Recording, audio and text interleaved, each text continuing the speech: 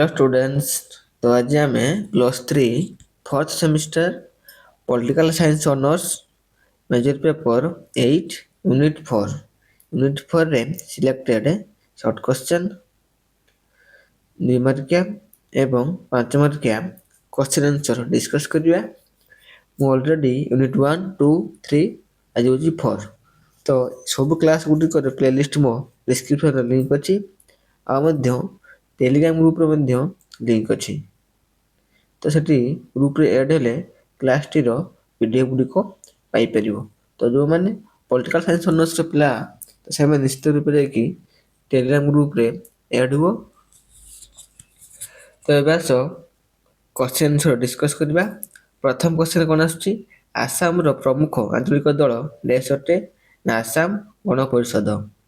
Next question, देश को वामपंथी राजनीतिक दल सीपीएम बा CPI. Next question, Akali Dal देश राज्यर आंचलिक दल अटे एटा होची पंजाब रो। नेक्स्ट क्वेश्चन 4 को आसीबा, जातीय सम्मेलनी देश राज्यर प्रमुख आंचलिक दल जम्मू और काश्मीर। नेक्स्ट क्वेश्चन, तृणमूल कांग्रेस रो प्रतिष्ठाता देश अटंती सुश्री Mamata Banerjee. Next question, DMK और एआईए डीएमके देश राज्यर एक आंचलिक दल होची तमिलनाडु रो।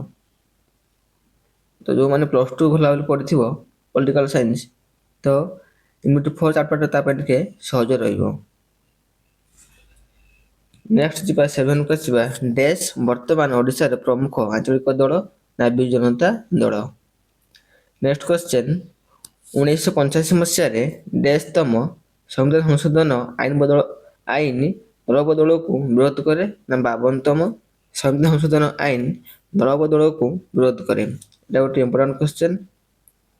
नेक्स्ट आसीबा क्वेश्चन नंबर 9 को आसीबा, देश भारतीय जनता पार्टी रो प्रतिष्ठाता श्रीयुक्त Atal Bihari Vajpayee. Next question, Bharatiya Janata party BJP देश मसिया सृष्टि होइतिला एटा होची 1980 मसिया रे। नेक्स्ट क्वेश्चन जिबा, देश राष्ट्र रे प्रथमे राजनैतिक दल स्थापित होइतिला इंग्लैंड रे। नेक्स्ट क्वेश्चन, देश भारतीय जातीय कांग्रेस प्रथम सभापति उमेश चंद्र बनर्जी।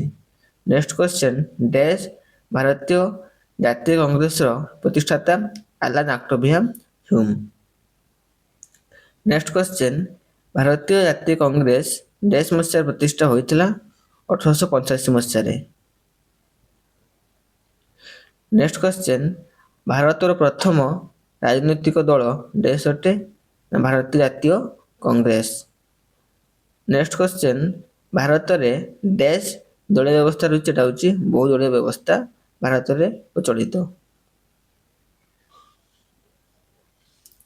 नेक्स्ट क्वेश्चन 17 को आसीबा, राजनैतिक दलर मुख्य लक्ष्य देश संवैधानिक उपाय रे क्षमता हासिल करबा।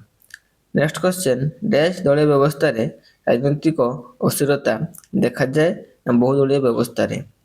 नेक्स्ट क्वेश्चन, क्षमता हासिल करी निज मतदान को कार्यकारी करबा देश चरम क्षमता राजनैतिक दलर चरम क्षमता। नेक्स्ट क्वेश्चन, जो देश रे गोटे राजनैतिक दल थाए ताकू देश व्यवस्था कहा जाए ना ताकू एक दलीय व्यवस्था कहा जाए। नेक्स्ट क्वेश्चन, अकाली दल देश मसिया प्रतिष्ठा होइतिला 1924 मसिया रे। नेक्स्ट क्वेश्चन, देश होउची भारतर सर्वपुरातन आंचलिक दल ना अकाली दल। नेक्स्ट क्वेश्चन जिबा 23 को, देश मसिया रे आसाम गण परिषद प्रतिष्ठा होइतिला 1985 मसिया रे। नेक्स्ट क्वेश्चन, बिजु जनता दल देश मसिया रे आंचलिक दल देश राज्य आंचलिक दल होउची ओडिसा रो।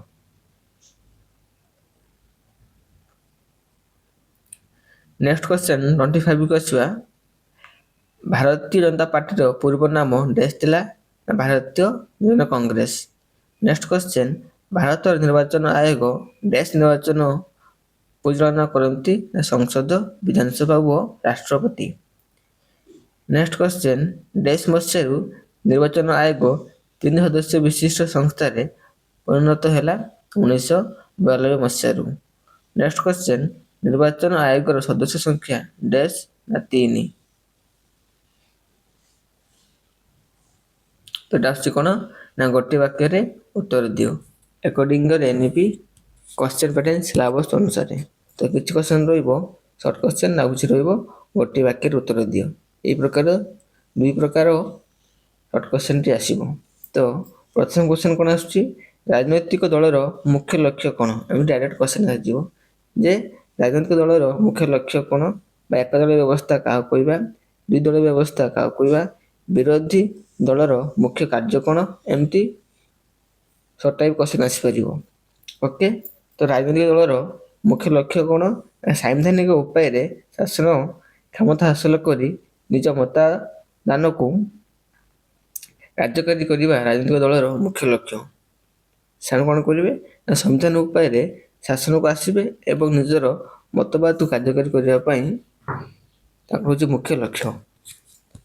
ନେକ୍ସଟ କ୍ୱେଶ୍ଚନ୍, ରାଜନୈତିକ ଦଳର ମୁଖ୍ୟ କାର୍ଯ୍ୟ କ'ଣ? ଏଥିରେ ମୁଖ୍ୟ ଲକ୍ଷ୍ୟ ଆଉ ମୁଖ୍ୟ କାର୍ଯ୍ୟ କ'ଣ? ତ ଗୋଟେ ୱାର୍ଡ ଡିଫରେନ୍ସ ରହିବ, ଆନ୍ସର ମଧ୍ୟ ବହୁତ ଭିନ୍ନ ଆସିବ। ସରକାର ଓ ଜନସାଧାରଣଙ୍କ ମଧ୍ୟରେ ଯୋଗସୂତ୍ର ରକ୍ଷା କରି ଜନମତ ଜାଗ୍ରତ କରିବା ରାଜନୈତିକ ଦଳର ମୁଖ୍ୟ କାର୍ଯ୍ୟ ଅଟେ। ହେଉଛି ଲୋକମାନେ ଆଉ ସରକାର ମଧ୍ୟରେ କେମିତି କୋର୍ଡିନେସନ୍ ମାନେ ଯୋଗସୂତ୍ର ବା କୋର୍ଡିନେସନ୍ଟି ରହିବ, ଭଲ ସମ୍ବନ୍ଧ ରହିବ, ଯାହାଫଳରେ ଲୋକମାନେ ଭଲ ଫାଇଦା ଉଠାଇ ପାରିବେ।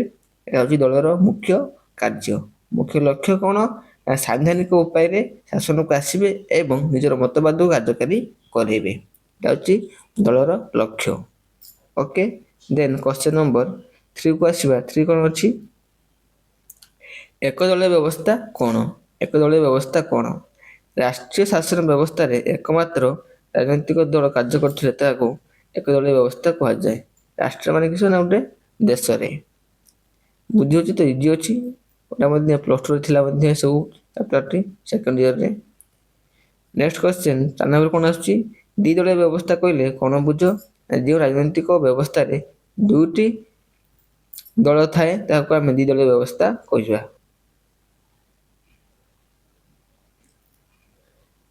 ନେକ୍ସଟ କ୍ୱେଶ୍ଚନ୍, ବିରୋଧୀ ଦଳ ମୁଖ୍ୟ କାର୍ଯ୍ୟ କ'ଣ? Okay, question ବୁଝିଗଲା।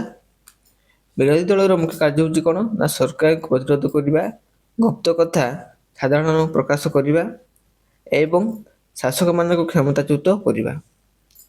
Next question, Akali ଦଳ କାହାକୁ କୁହାଯାଏ?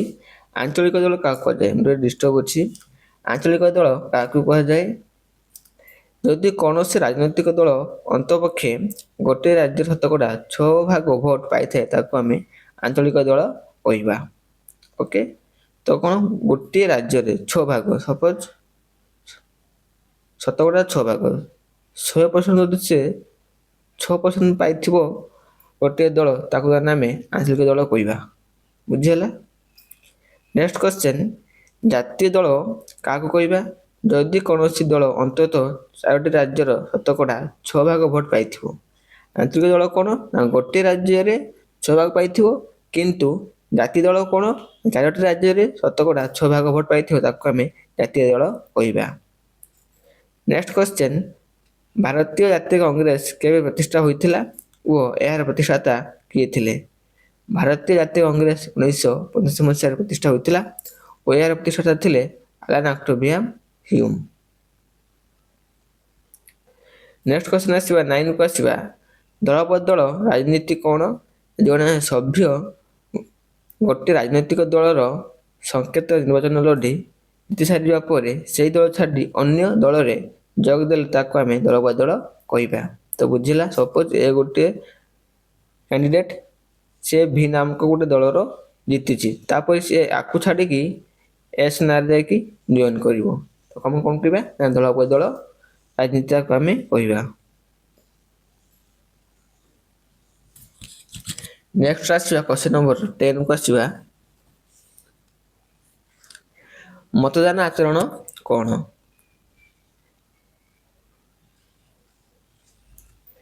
ନିର୍ବାଚନ ମାନଙ୍କରେ ମତଦାନ ବେଳେ ମତଗଣନା ସାଧାରଣତଃ ଯେଉଁ ପ୍ରଭୃତି ପ୍ରଦର୍ଶନ କରନ୍ତି ତାକୁ ଆମେ ମତଦାନ ଆଚରଣ ବୋଲି କହିବା। ନିର୍ବାଚନ ମାନଙ୍କରେ ମତଦାନ ବେଳେ ମତଦାତା ଗଣ ଯେତେବେଳେ ଯେଉଁ ପ୍ରଭୁତ୍ୱ ପ୍ରଦର୍ଶନ କରନ୍ତି ତାକୁ ଆମେ ମତଦାନ ଆଚରଣ ବୋଲି କହିବା। ନେକ୍ସଟ କ୍ୱେଶ୍ଚନ, ଶ୍ରେଣୀ କହିଲେ କଣ ବୁଝାଏ? ଶ୍ରେଣୀ ମୁଖ୍ୟତଃ ଏକ ଅର୍ଥନୈତିକ ଶବ୍ଦ ଯାହା ଧର୍ମନିରପେକ୍ଷତା ଅଟେ। ଜାତି ବା ଧର୍ମ ପରି ଏହା ଏକ ସାମାଜିକ ବା ସାମ୍ପ୍ରଦାୟିକ ସ୍ୱଭାବ ନୁହେଁ। ନେକ୍ସଟ କ୍ୱେଶ୍ଚନ, ନିର୍ବାଚନ ଆୟୋଗ ସମ୍ବନ୍ଧରେ ସମ୍ବିଧାନର କେଉଁ ଧାରା ବର୍ଣ୍ଣନା କରେ? ସମ୍ବିଧାନର 324 ଧାରା ଅନୁସାରେ ଭାରତରେ ଗୋଟିଏ ନିର୍ବାଚନ ଆୟୋଗ ରହିବ, ଯାହାକି ଜଣେ ମୁଖ୍ୟ ନିର୍ବାଚନ ଆୟୁକ୍ତ ମଧ୍ୟ ରହିବେ। ନେକ୍ସଟ କ୍ୱେଶ୍ଚନ, ନିର୍ବାଚନ ଆୟୋଗ ସ୍ୱାଧୀନ କି? ଭାରତର ନିର୍ବାଚନ ଆୟୋଗ ଉଭୟ ଗଠନ ଓ କାର୍ଯ୍ୟଧାରା ଦୃଷ୍ଟିରୁ ଏକ ସ୍ୱାଧୀନ ସଂସ୍ଥା ଅଟେ। ନେକ୍ସଟ କ୍ୱେଶ୍ଚନ, ସୁବିଧାବାଦୀ ମେଣ୍ଟ କଣ? ପରସ୍ପର ବିରୋଧୀ ମତାଦର୍ଶ ଥିଲେ ରାଜନୈତିକ ଦଳମାନେ କ୍ଷମତା ଲୋଭରେ ନିର୍ବାଚନ ମେଣ୍ଟ କରନ୍ତି ଓ ଜିତିଲେ ସରକାର ଗଠନ କରିବାକୁ ସୁବିଧାବାଦୀ ମେଣ୍ଟ କୁହାଯାଏ। ତ ପରସ୍ପର ବିରୋଧୀ ମତାଦର୍ଶ ଥିବା ରାଜନୈତିକ ଦଳମାନେ କ୍ଷମତା ଲୋଭରେ କଣ କରିବେ? ନିର୍ବାଚନ ମେଣ୍ଟ କରନ୍ତି ଓ ଜିତିଲେ ସରକାର ଗଠନ କରିବାକୁ ସୁବିଧାବାଦୀ ମେଣ୍ଟ କୁହନ୍ତି। ନେକ୍ସଟ କ୍ୱେଶ୍ଚନ, ରାଜନୈତିକ ଦଳ କାହାକୁ କୁହାଯାଏ ବା କାହାକୁ ଆମେ କହିବା? ଯେଉଁ ରାଜନୈତିକ ଗୋଷ୍ଠୀ ବା ଦଳ କେତେକ ନୀତି ଓ ନିୟମ ଦ୍ୱାରା ସଂଗଠିତ ହୋଇ ସାଂବିଧାନିକ ଉପାୟରେ କ୍ଷମତା ହାସଲ କରନ୍ତି ବା ଶାସନ କ୍ଷମତା ହାସଲ କରନ୍ତି ବା କରିବା ପାଇଁ ସେମାନେ ପ୍ରୟାସ କରନ୍ତି, ତାକୁ ଆମେ ରାଜନୈତିକ ଦଳ କହିଥାଉ। ନେକ୍ସଟ କ୍ୱେଶ୍ଚନ, ଭାରତୀୟ ଜନତା ପାର୍ଟି କେବେ ପ୍ରତିଷ୍ଠା ହୋଇଥିଲା ଓ ଏହାର ପ୍ରତିଷ୍ଠାତା କିଏ ଥିଲେ? ଭାରତୀୟ ଜନତା ପାର୍ଟି 1980 ମସିହାରେ ପ୍ରତିଷ୍ଠା ହୋଇଥିଲା ଓ ଶ୍ରୀଯୁକ୍ତ ଅଟଳ ବିହାରୀ ବାଜପେୟୀ ଏହାର ପ୍ରତିଷ୍ଠାତା ଥିଲେ। ତ ଏ ଥିଲା ଦୁଇ ପ୍ରକାର ସର୍ଟ କ୍ୱେଶ୍ଚନ। ନେକ୍ସଟ ଆସିବ 2 ମାର୍କ କ୍ୱେଶ୍ଚନ ଆନ୍ସର। ତ ପ୍ରଥମ କ୍ୱେଶ୍ଚନ କଣ ଆସୁଛି? ରାଜନୈତିକ ଦଳ କହିଲେ କଣ ବୁଝାଏ? ତ ଏସବୁ ମୁଁ ଡିସ୍କସ୍ କରୁନାହିଁ, ତ ଏସବୁ ମୁଁ ନେକ୍ସଟ କହିବି। ତ ଧୀରେ ଧୀରେ ମୁଁ ସ୍କୋର କରିକି ଯାଉଛୁ, ଭିଡ଼ିଓଟିକୁ ଷ୍ଟପ୍ କରି ପଢ଼ିନିଅ କିମ୍ବା ସ୍କ୍ରିନଶଟଟି ନେଇପାର। ଏସବୁ ଡିସ୍କସ୍ କଲେ ଅଧିକ ଟାଇମ୍ ଯିବ। ନେକ୍ସଟ କ୍ୱେଶ୍ଚନ କଣ ଆସୁଛି? ଭାରତର ବା ଭାରତୀୟ ଦଳୀୟ ବ୍ୟବସ୍ଥା ଲକ୍ଷ୍ୟ ଗୁଡ଼ିକ କଣ କଣ? ତ ଏସବୁ ସ୍କ୍ରିନଶଟ ନେଇପାର କିମ୍ବା ଭିଡ଼ିଓଟିକୁ ଷ୍ଟପ୍ କରିକି ପଢ଼ିବାର।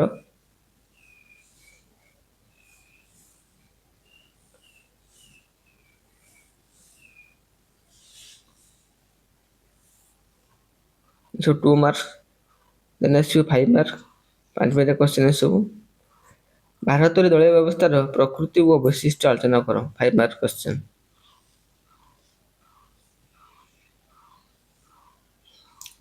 ଏ ପଏଣ୍ଟଟାକୁ ନୋଟ୍ କରିନିଅ, ପଏଣ୍ଟଟାକୁ ମେନ୍ ପଏଣ୍ଟ।